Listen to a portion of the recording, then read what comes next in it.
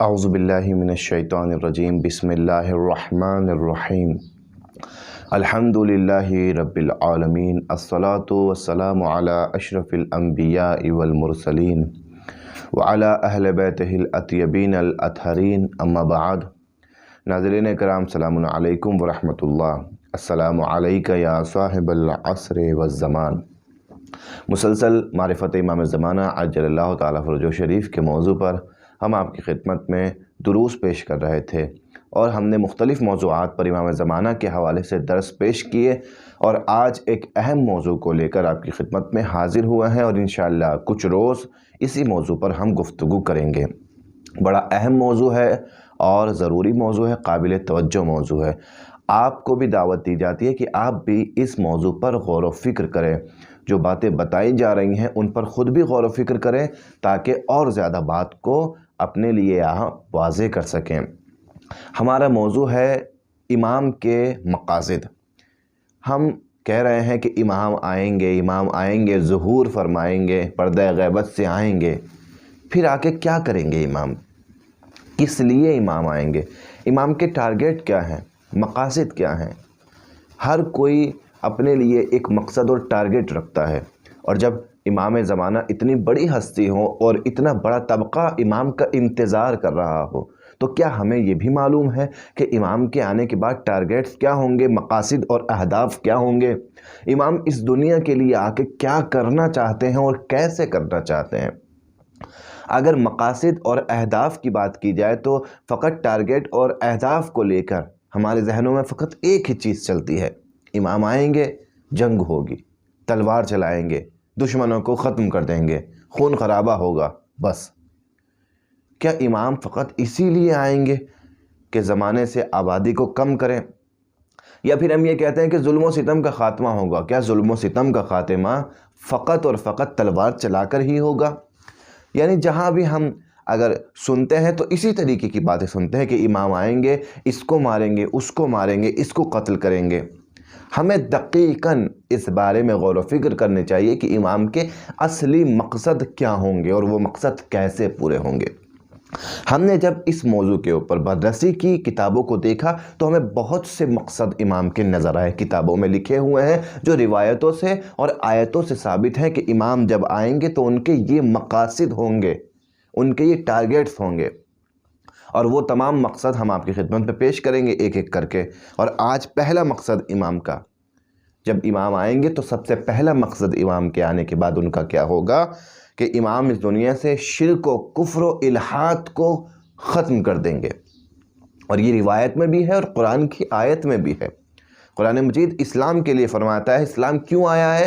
لِيُظْهِرَهُ عَلَى الدِّينِ كُلِّهِ، تاکہ تمام ادیان پر یہ دین غالب ہو جائے، اس لیے اسلام آیا ہے۔ تو اسلام جب غالب ہوگا تمام دین پر تو کفر کا بھی خاتمہ ہوگا، شرک کا بھی خاتمہ ہوگا اور الحاد کا بھی خاتمہ ہو جائے گا۔ یہ تینوں چیزیں نیست و نابود ہو جائیں گی، فقط اسلام اور ایمان ہر دین پر غالب ہوگا۔ قرآن کی آیت میں بھی ہے کہ دین پھیلے گا اور دین ہر دین پر غالب ہوگا، اور دوسری روایت میں بھی ہے کہ خود خدا فرماتا ہے، حدیث قدسی میں خدا فرماتا ہے کہ قائم کے ذریعے سے اس زمین کو اپنی یاد سے آباد کروں گا، اور اس زمین کا کوئی حصہ نہیں ہوگا کہ جہاں تسبیح و تحلیل و تقدیس میری نہ ہوتی ہو۔ یعنی خدا کا یہ فرمانا اس بات کی طرف اشارہ کرتا ہے کہ ایک دن ایسا آئے گا کہ فقط خدا کی عبادت دنیا میں کی جائے گی اور کسی کی غیر خدا کی عبادت نہیں ہوگی۔ تو یہ مقصد، پہلا مقصد ہے شرک و الحاد کا اور کفر کا خاتمہ، اور فقط خدا کی عبادت اس دنیا میں ہو۔ مگر یہ کیسے ہوگا؟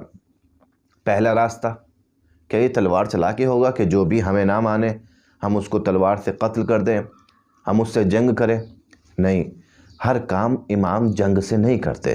جنگ امامت کا آخری مرحلہ ہوتا ہے، اور وہ بھی بڑے اس وقت اس مرحلے کو پہنچتا ہے امام کہ جس وقت دیکھتے ہیں کہ سامنے والا اب اپنے ہیلے سے باز نہیں آ رہا ہے اور حق کو قبول کر نہیں پا رہا ہے، حق کو قبول کرنا نہیں چاہتا ہے، دنیا طلبی اتنی بھر چکی ہے اس کے اندر، اسی لیے آخری مرحلہ امام کا جنگ ہوتا ہے۔ لیکن ابتدا میں امام اپنے مقاصد کو کیسے پورا کریں گے؟ کہا گیا ہے کہ امام کا ایک مقصد ہے مظلوموں کی امداد کرنا، بے کسوں کو، مستضعفین کو، جو دنیا میں دبے کچلے لوگ ہیں، کمزور لوگ ہیں، ان کو اٹھائیں گے امام، ان کو دنیا میں عزت دلائیں گے۔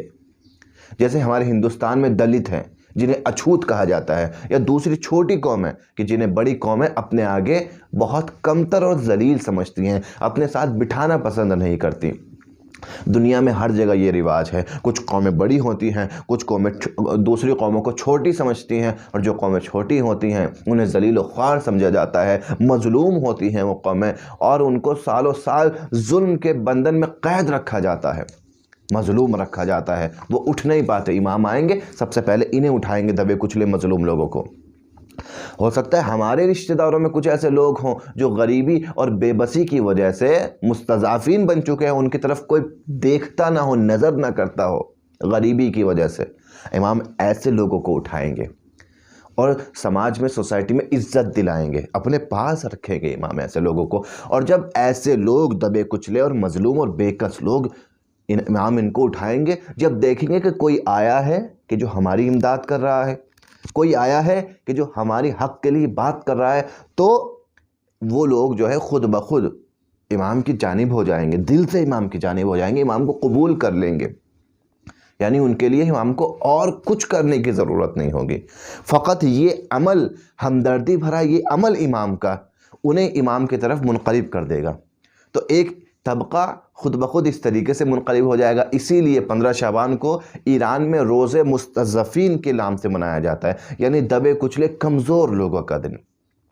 ہم آج جن لوگوں کو بے توجہی سے نظر انداز کر دیتے ہیں، امام آ کے سب سے پہلے انہی پر توجہ کریں گے، اور ایک طبقہ امام کی طرف آ جائے گا، پہلی چیز۔ دوسری چیز، امام کی تعلیمات کے ذریعے سے ایک طبقہ امام کی طرف آ جائے گا۔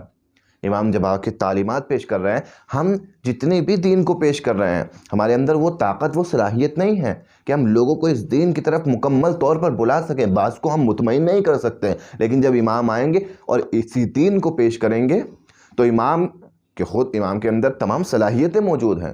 جب امام خود اس دین کو اپنی زبان مبارک سے پیش کریں گے تو وہ جو عقل مند لوگ ہوں گے، ہوشیار لوگ ہوں گے، وہ ان تعلیم کو اور اس اسلام کی تعلیم کو وہ خود بخود دل سے قبول کریں گے، اور کہیں گے ہاں یہ تو بہت اچھی تعلیم ہے، یہ تو ایسی تعلیم ہے کہ اس کا حق ہے کہ ہم بھی اس تعلیم کے ساتھ میں مزین ہو جائیں، ہم بھی اسلام کو قبول کریں۔ بعین ہی جیسے ایران نے اسلام قبول کیا۔ ہمارے استاد بتایا کرتے تھے کہ ایران پہ جب خلیفہ دوم نے حملہ کرنے کی سوچی کہ ایران پر حملہ کرے اور ایران میں اسلام پھیلائے، تو ایران کے جو بادشاہ تھے، جو وزراء تھے، بڑے بڑے لوگ تھے، انہوں نے کہا بھائی حملہ کس لیے کرنا چاہتے ہو؟ کہا ہم اپنا دین پھیلانا چاہتے ہیں۔ کہا دین پھیلانا چاہتے ہو تو لاؤ ہمارے سامنے اپنا دین پیش کرو۔ انہوں نے ایرانیوں کے سامنے اپنا دین پیش کیا۔ جب دیکھا اس زمانے میں لوگوں نے کہ ہاں یہ بہت خوبصورت دین ہے، بہت اچھا دین ہے، بہترین دین ہے، تو خود بخود اس دین کو قبول کر لیا، بغیر جنگ کے ایران نے اس دین کو قبول کر لیا۔ اتنا بڑا ملک آج ایران، اسلامی ملک موجود ہے، یہ فقط اور فقط تعلیم رسول خدا کی بنیاد پر اس مسلمان ہوا ہے۔ بہت سے ممالک ایسے ہیں کہ جن ملکوں کو اسلام قبول کروانے کے لیے جنگ نہیں کرنی پڑی، لوگوں کو تعلیم پیش کی، خود بخود اسلام قبول کر لیا۔ اس کا مطلب یہ ہے کہ جب امام آئیں گے تو جب تعلیم اسلام پیش کریں گے تو لوگوں کے دلوں میں اترتی چلی جائے گی وہ تعلیم، اور خود بخود لوگ اسلام قبول کرتے چلے جائیں گے۔ اور تیسری چیز، امام کو کہتے ہیں منجی بشریت۔ امام کو یہ لقب کیوں ملا ہے؟ منجی یعنی نجات دینے والا، ہر کسی کو نجات دیں گے امام، کسی بھی مذہب سے ہو، کسی بھی فرقے سے ہو۔ امام کو یہ نہیں کہا گیا کہ منجی شیعہ ہیں امام۔ اگر کوئی کہے کہ امام کے لیے یہ لقب ہے منجی شیعہ تو غلط ہے۔ امام منجی مسلمانان بھی نہیں ہیں، منجی شیعہ بھی نہیں ہے، امام ہے منجی بشریت۔